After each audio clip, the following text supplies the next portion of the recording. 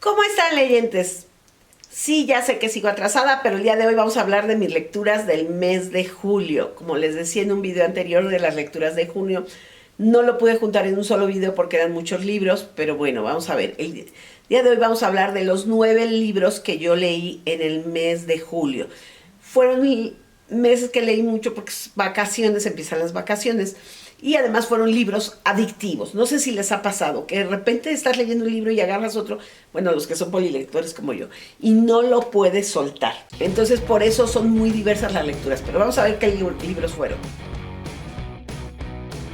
Empezamos con el thriller, y también dicen que es novela negra, pues con el tercer libro del Cuarto Mono, La Sexta Trampa de J.D. Baker.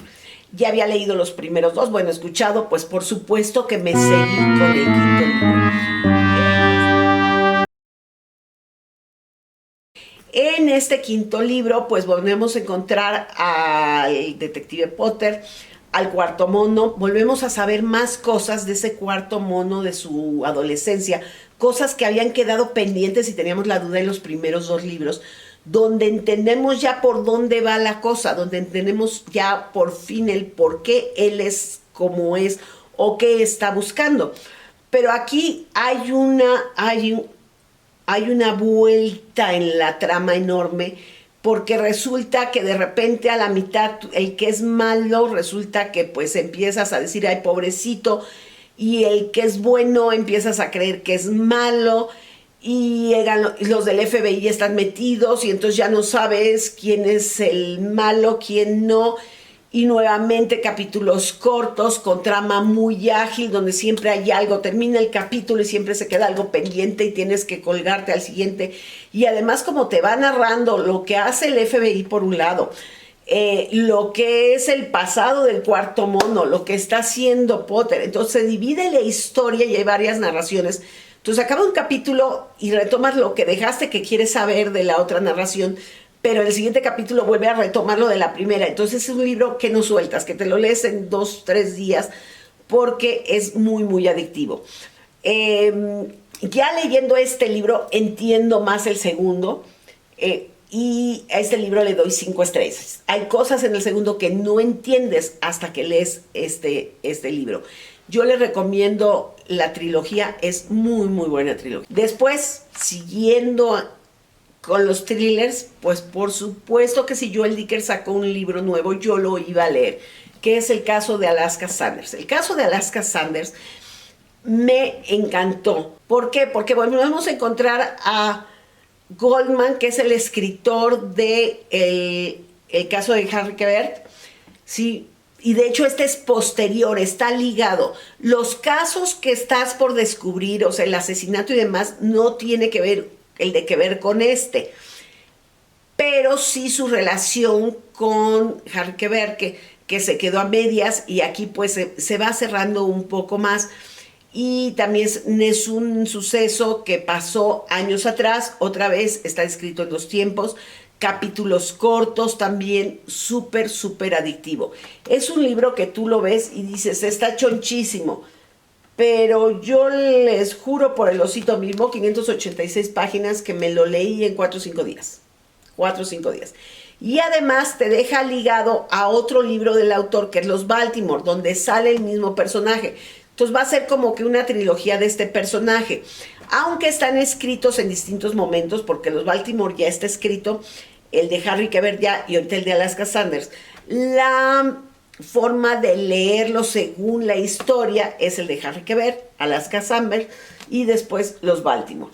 Entonces yo no he leído Los Baltimore, por supuesto que estoy por leerlo, porque sí quiero saber toda la historia para que ya se cierre. Si ya leíste Los Baltimore, dime aquí más o menos, sin que me lo spoiles, de qué va. Después escuché en audiolibro también La casa en el mar más azul de T.J. Clooney.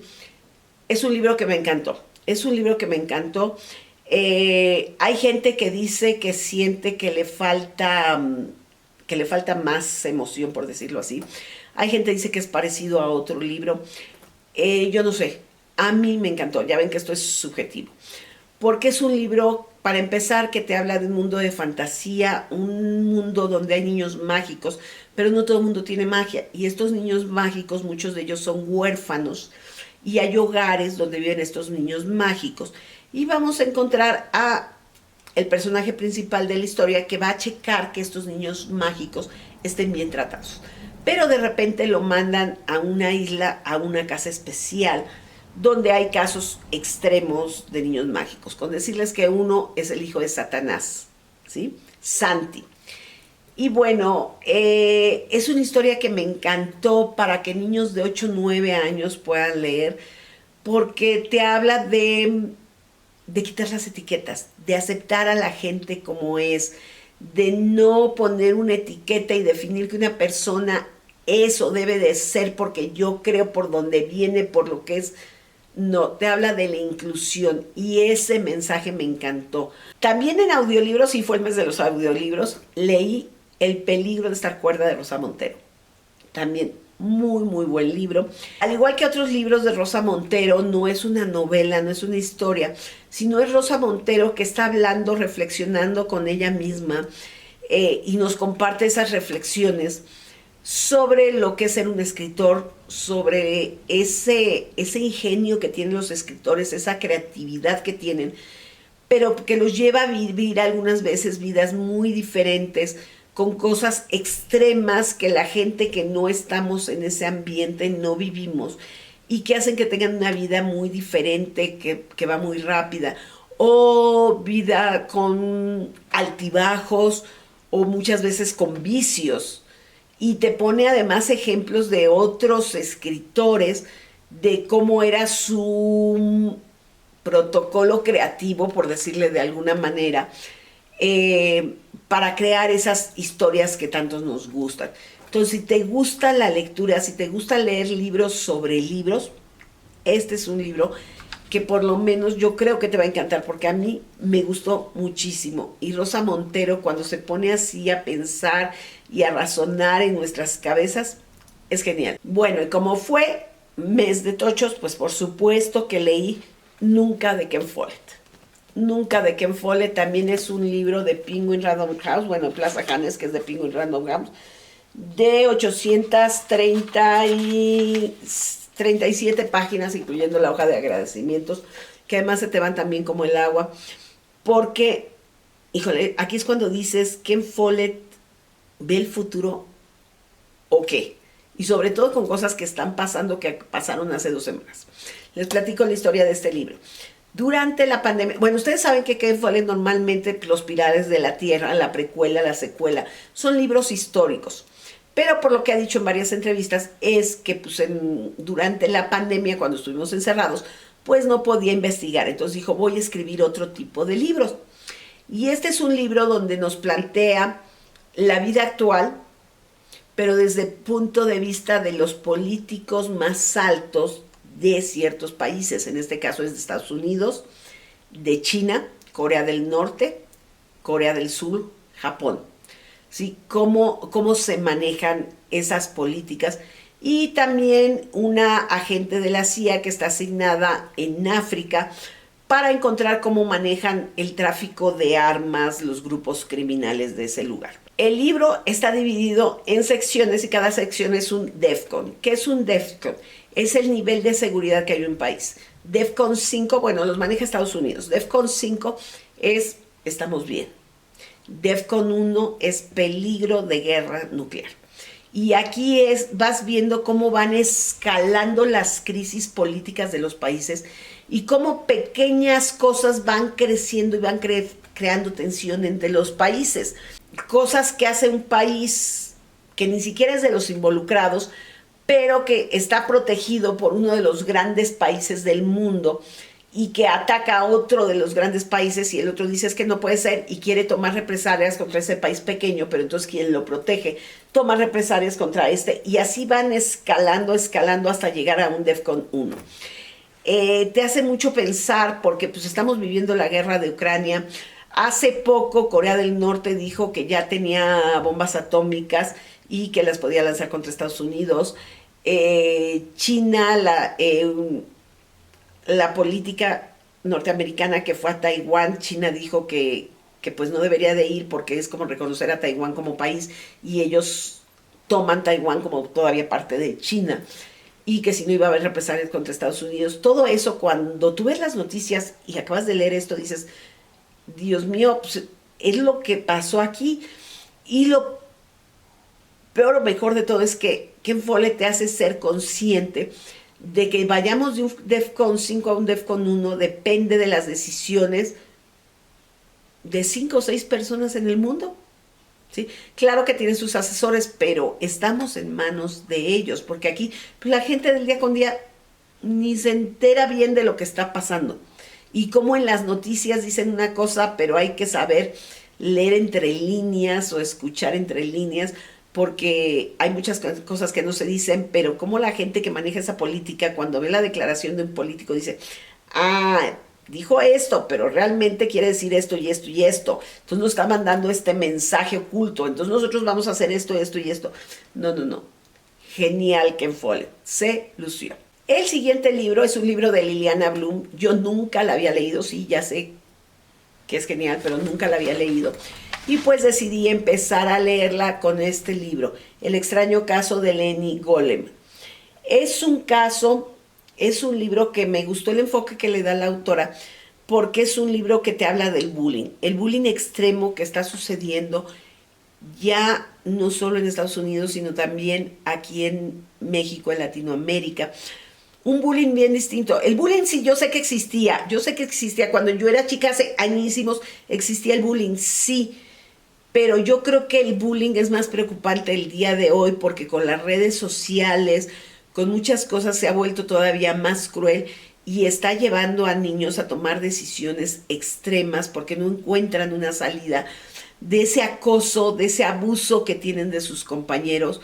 Y muchas veces yo sé que se da, yo como maestra no entiendo cómo los maestros no se dan cuenta de todo lo que pasa, pero también si vemos que hay escuelas donde hay grupos de niños de 40, 50 y hay 6 grupos de primer grado, 6 de... Pues, claro que es un mar de niños, pero de todo lo que puede pasar con ese bullying. Y no solamente con la persona que es la receptora del bullying, sino con toda la sociedad escolar, cómo se comportan los amigos. Cuando tú quieres proteger a alguien, pero sabes que si lo proteges a ti te va a ir mal. No, no, me encantó porque es un tema muy, muy actual, desgraciadamente. En el Stephen King Club leímos Joyland. Joyland, que es una pequeña novela de Stephen King, no es de terror. Se trata de un chico que está en la universidad y que en sus vacaciones decide trabajar en un parque de diversiones que se llama Joyland.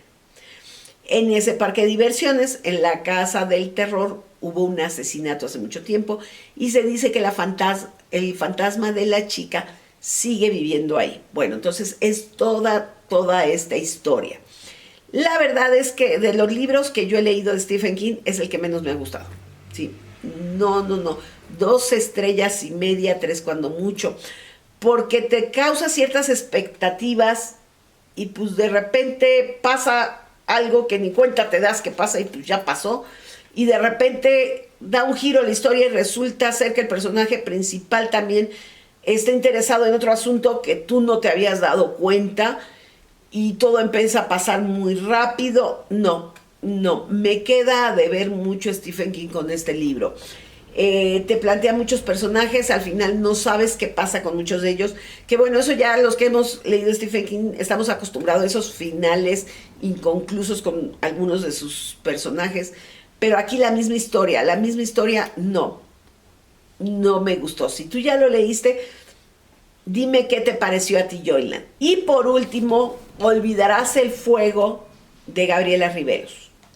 Un libro, bueno, Gaby Riveros, los que ya la han leído, escribe, parecen poemas como escribe. Es la historia de la familia Carvajal, una familia judía que vino huyendo de España y de Portugal por ahí de la segunda mitad del siglo XVI, 1500 y tantos, porque en esa época los reyes españoles y sus hijos, sus herederos, pues habían creado la Santa Inquisición y estaban persiguiendo mucho a los judíos.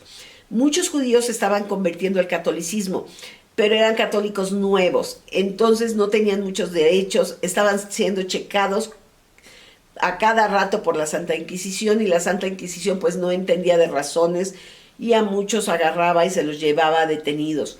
Y entonces esta familia viene a lo que es hoy México, a la Nueva España, a la creación de un reino en el norte, lo que ahora es Monterrey. Pero lo que más me gusta es que también te habla mucho de cómo se fundaron varias ciudades del norte de nuestro país, que los que vivimos en el centro no conocemos esta historia porque nuestro país es centralista. Y qué agasajo poder conocer cómo se fundaron esas ciudades al norte, qué pasaba en esta Nueva España, todas las cosas que hacía la Santa Inquisición. Te cuenta de los sanbenitos, de cómo los encarcelaban años, cómo los dejaban en una soledad total, en una situación que ni los animales, para que confesaran sus pecados. Y muchas veces, aunque no fueran judíos o no hubieran hecho el pecado, pues confesaban ya por cansancio. Y además la confesión no era porque no iban a recibir el castigo, que muchas veces era la muerte, pero en lugar de morir quemados, iban a morir de otra manera, pues menos salvaje, por decirlo. Entonces sí, la verdad es que cuántos crímenes en nombre de la fe hubo. Y aquí también te presento una familia judía, pero además muy arraigada a su religión, donde uno de sus hijos, Luis de Carvajal, o también conocido como Joseph el Umbroso en la sociedad judía de la época, pues él decide que tiene que hablar de su religión, fomentar la religión, y cómo arriesga todo por seguir haciendo. Hay momentos en que dices, ya cállate, diles que eres católico, ya, pero cómo lo arriesga. Pero además me fascina la forma en que lo redacta esta Gaby, porque cuando tú dices, ya cállate, porque y luego piensas, pues porque se iba a callar si tenía derecho a tener su religión, pero en esa época no existía ese derecho. Bueno, estas fueron mis 9 lecturas de este mes. Mucho fue en audiolibro, otras fueron en libro físico, casi no leí nada en digital, y la verdad es que fue un mes muy bueno. Todas fueron buenas lecturas desde mi punto de vista. Si ya leíste alguna, por favor déjame aquí. ¿Te gustaron, no te gustaron? ¿Opinas lo mismo que yo? ¿Qué opinas de estos libros? Y como siempre, ya sabes, si te gustó el video, dedito arriba; si no te gustó, dedito abajo, pero la idea es que me dejes el comentario por qué te gustó o no te gustó. Te invito a que te suscribas al canal, que le des clic a la campanita para que estés viendo mis videos semana a semana. Porque pues ya sabes que aquí para qué estamos, para seguir hablando de libros y lectura, que es lo que más nos gusta, ¿no?